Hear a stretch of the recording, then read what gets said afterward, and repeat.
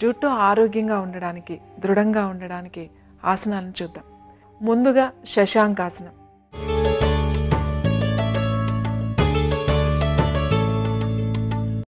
ముందుగా వజ్రాసనంలో కూర్చోండి. నెమ్మదిగా మీరు తల నుదురు భాగాన్ని, తర్వాత పై భాగాన్ని కింద పెట్టండి.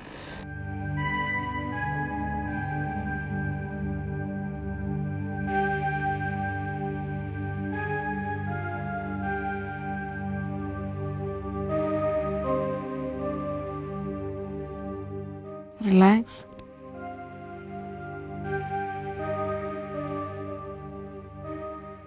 చూసారు కదండి శశాంకాసనం. శశాంకాసనం మీరు పూర్తిగా తల కింద పెట్టి ఉండాలి, కళ్ళు మూసుకుని ఉండాలి. ఈ ఆసనంలో ఉన్నప్పుడు మామూలుగా శ్వాస తీసుకుని వదులుతూ ఉండండి. ఇలా మీరు 3 నిమిషాలు, 2 నుంచి 3 నిమిషాలు పూర్తిగా ఈ ఆసనంలో ఉండాలి. దీనితో పాటుగా సర్వాంగాసనం కూడా చేయాలి. సర్వాంగాసనం ఎలా చేయాలో చూద్దాం.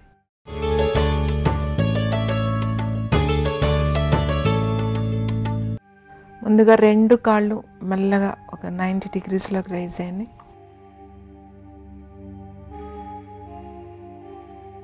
తర్వాత నెమ్మదిగా హిప్స్ 2 పైకి లేపి 2 చేతులు కింద పెట్టి చేతుల మీద బ్యాలెన్స్ చేసుకోండి.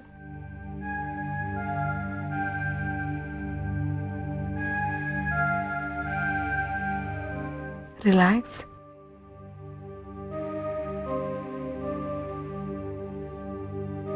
మెల్లగా 2 కాళ్ళు కింద పెట్టండి.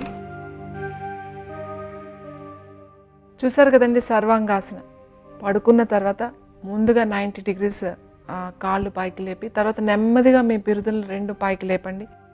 లేపిన తర్వాత మీ 2 చేతుల సహాయం తీసుకోండి. మీ బరువంతా కూడా మీ మోచేతుల మీద ఉంటుంది. కొంచెం బ్యాలెన్స్ చేయండి.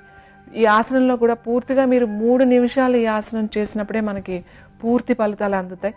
తప్పనిసరిగా ఆసనం తర్వాత మత్స్యాసనం చేయాలి.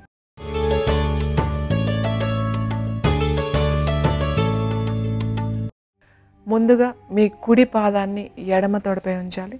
మెల్లగా మీ 2 చేతులతో కుడి పాదాన్ని ఎడమ తొడపై ఉంచండి. తర్వాత మీ ఎడమ పాదాన్ని కుడి తొడపై ఉంచాలి. మీ 2 చేతులు సాయంతో కూర్చోండి.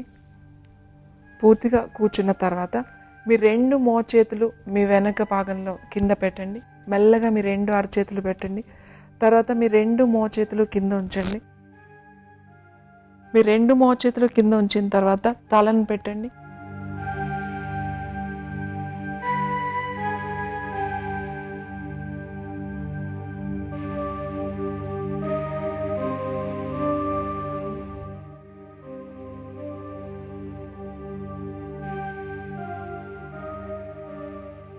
చూసారు కదండి మత్స్యాసనం.